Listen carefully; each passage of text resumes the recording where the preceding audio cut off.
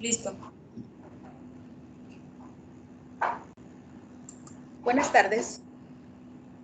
Somos del equipo de Fisiología del Ejercicio. Nuestro facilitador es David Humberto Delgado. Nuestro equipo está conformado por una servidora, Alicia Parra Amaya, y Diana Elizabeth Villanueva Galván. Nosotros les hablaremos del tema de infarto agudo al miocardio. Es nuestro trabajo de pie. Eso es el caso clínico de infarto agudo. Es un deportista de 34 años, sin estrés aparente, antecedentes patológicos familiares o personales de enfermedad cardíaca en ninguna de sus manifestaciones, deportista de alto rendimiento, su deporte es lucha grecorromana, en proceso de desentrenamiento, esto quiere decir que está en desuso, nunca ha fumado ni ingerido bebidas alcohólicas, sin factores de riesgos conocidos, que presenta un infarto agudo de miocardio con elevación de segmento. El sistema energético predominante, estamos hablando de que en el tiempo de preparación general lo constituye el aeróbico, en la especial el mixto aeróbico anaeróbico y en el competitivo el anaeróbico, volviendo al sistema aeróbico en el periodo de tránsito. Bioquímica que entra en acción en este deporte, se debe de tener presente que el continuum energético principal es el de glucólisis anaeróbica, con su resultado de aeróbico láctico. Aunque esté presente el sistema ATP fosfocreatina por ser el primero en aportar energía y estar encargado de la explosividad, y se toma en cuenta también el aporte de ATP mediante el sistema aeróbico debido a la duración de la actividad. Es importante decir que un infarto al miocardio con elevación de segmento hace referencia a cambios en el electrocardiograma que obligan a una apertura urgente de la arteria, aumentan los niveles plasmáticos de una proteína liberadas en la sangre como consecuencia de la necrosis que se denominan enzimas cardíacas. Se toman en cuenta además los niveles de colesterol, glucosa y funciones renales. El sistema energético complementario, hablaríamos de este sistema como el de fosfocreatina. Es elevada el trifosfato de adenosina, el ATP, creatinfosfato, almacenados dentro de los músculos, proporcionan esta energía de forma casi exclusiva. La cantidad de fosfágenos intramusculares influye en forma significativa sobre la capacidad para generar energía rápida durante breves periodos. En este paciente no se conoce el dato alguno por el cual se señale que pueda tener algún problema de enfermedad aparente.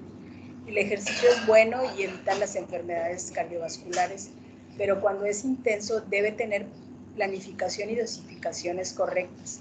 Y de ser posible es muy útil contar con una prueba de ergonométrica previa y un especialista orientador, porque también puede producir accidentes cardiovasculares en deportistas de alto rendimiento.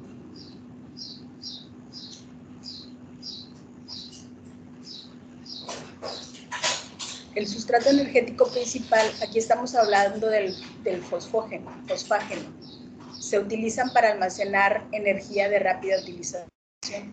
El glucógeno, lo utilizamos en la intensidad del ejercicio, está relacionado con la velocidad de depresión de glucógeno en el ejercicio de intensidad alta y moderada. El glucógeno muscular es una fuente de energía más relevante que el glucógeno hepático. El volumen máximo esperado es de 2.9 mililitros por kilogramo por minuto.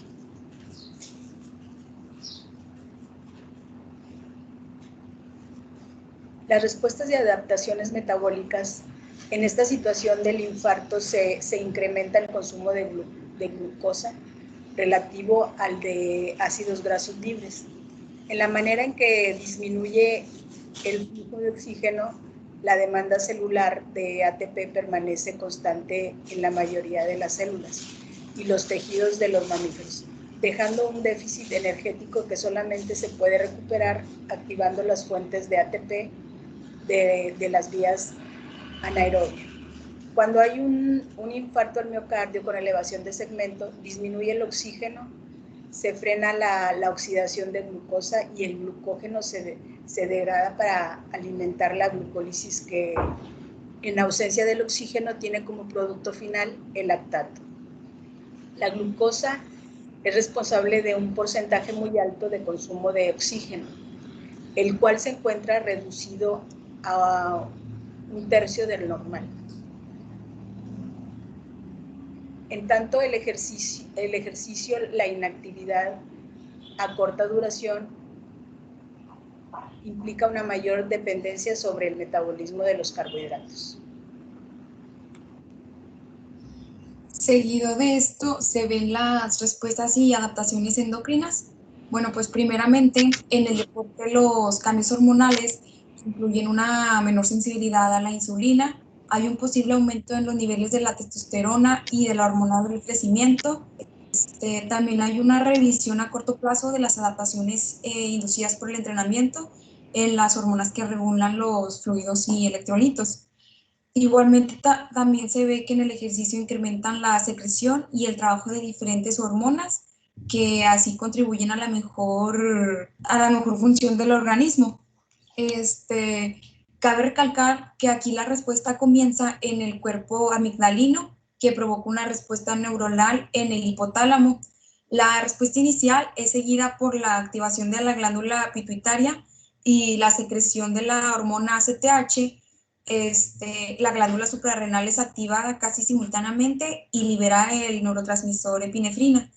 La liberación de mensajeros químicos resulta en la producción de la hormona cortisol, la cual incrementa la presión sanguínea, la concentración de glucosa en la sangre y suprime el sistema inmunitario.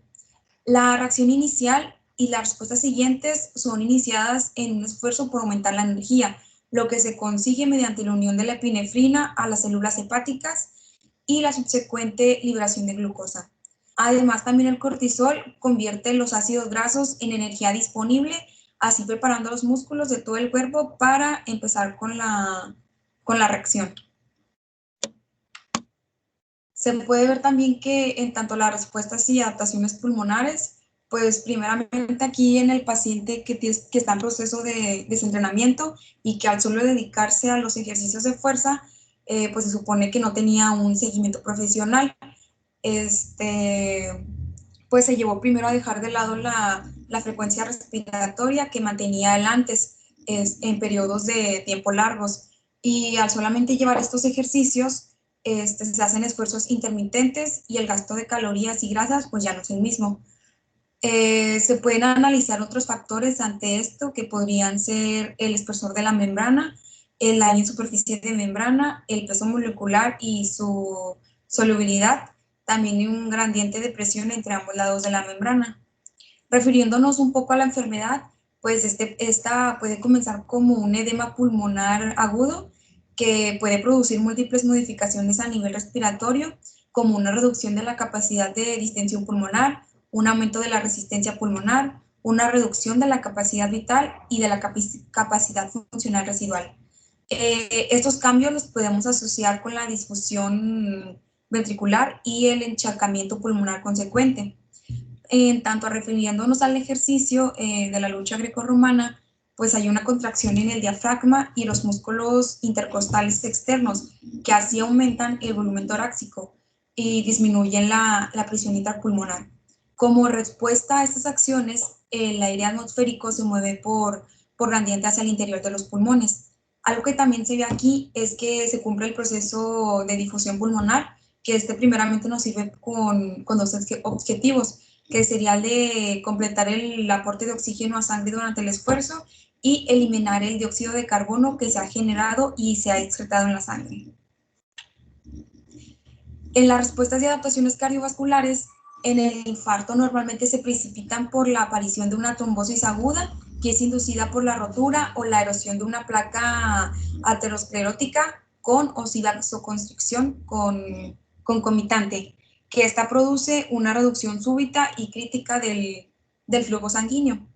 En el ejercicio se puede ver que hay un mayor crecimiento de las cavidades y un grosor de sus paredes cardíacas debido al ejercicio aeróbico de resistencia. También se aprecia una función sistólica normal en los deportistas con mejor parámetros de función distólica y una relajación precoz del ventrículo derecho. Seguido de esto, viendo las respuestas y adaptaciones del sistema nervioso, pues los cambios adaptativos que se producen en este sistema del deportista, como consecuencia de esto, se tienen adaptaciones a largo plazo y tiene respuestas neuronales que serían a corto plazo. Algunas adaptaciones que el paciente tuvo pues son de que tiene una mejor coordinación intramuscular, una mejor coordinación intermuscular y una mejor inhibición neuromuscular. En la enfermedad pudimos ver que este sistema aumenta la frecuencia cardíaca, la presión arterial, la vasoconstricción coronaria, la contractibilidad del corazón y el gasto cardíaco, lo cual deducimos que aumenta el consumo de oxígeno y disminuye la estabilidad eléctrica del miocardio, pudiendo así causar un infarto. Podemos también aquí explicarles el principio FIT que recomendamos. Primeramente, el objetivo que nosotros tenemos con este paciente es sacarlo del cuadro de emergencias y buscar que se mejore con los cuidados médicos. Bueno, la persona que ha tenido un infarto puede y debe hacer ejercicio físico. De todo depende de la gravedad del infarto y de cómo sigue la fuerza del bombeo y de si aún queda alguna arteria coronaria obstruida. Esto lo podemos ver en un electrocardiograma y si el corazón de la persona en cuestión de tiempo después del infarto tiene una fuerza de bombeo normal y tiene abiertas todas las arterias, pues no hay ningún problema en no hacer ejercicio. En tanto la frecuencia, pues se le realizará una prueba de esfuerzo, observando ya cuál es la frecuencia máxima que se ha tenido, ya se tomará en cuenta qué ejercicio hacer al inicio y veremos que no se llega a la frecuencia cardíaca máxima. Al inicio pues solamente deberá hacerlo un 75% de lo que hace y al mes le podemos incrementar a un 85%. En la intensidad le vamos a recomendar que la intensidad sea moderada para así que el paciente no tenga complicaciones y será de forma progresiva para así ya alcanzar el mayor fondo físico. En el tiempo vamos a recomendarle iniciar con unos 15 minutos, después 20 y ya aumentando a 30 minutos, así hasta llegar a la hora de una actividad, ¿verdad? El tipo de ejercicio que le vamos a recomendar sería caminar en forma moderada. También tienen que ser muy cuidadosos en el esfuerzo, no tiene que ser mucho, ya que esto podría complicar su adaptación del ejercicio. En el deporte de competición se lo vamos a contradecir. Ya cuando la persona se encuentre bien y ya haya hecho deporte antes, que ya se haya adaptado, pues posiblemente ya pueda volver al deporte normal. Y tenemos que ver cómo pasa la prueba de esfuerzo. Y vamos a procurar que el paciente no vaya a competir de forma extrema en actividades físicas. Y siempre tenemos que decirle que sea supervisado por su cardiólogo. Finalmente, como texto justificado de este caso, pues ya teniendo en cuenta estos cambios en el desentrenamiento que estaba el paciente, ya que al sufrir un infarto agudo y al ver que no tenía ningún riesgo aparente, solo nos queda cuestionándose el por qué le pasó esta situación. Si el paciente de 34 años de edad, pues se ve que a esta edad las respuestas del cuerpo se hacen más débiles a las reacciones bioquímicas y vemos que como consecuencia del desuso y las observaciones anteriores mencionadas, pues se hace resaltar que en sí fue el desuso, ya que no se tiene el gasto micro y de macronutrientes, de manera que la absorción del metabolismo cambia totalmente y así esto tiene como consecuencia el infarto. Y estas son las bibliografías.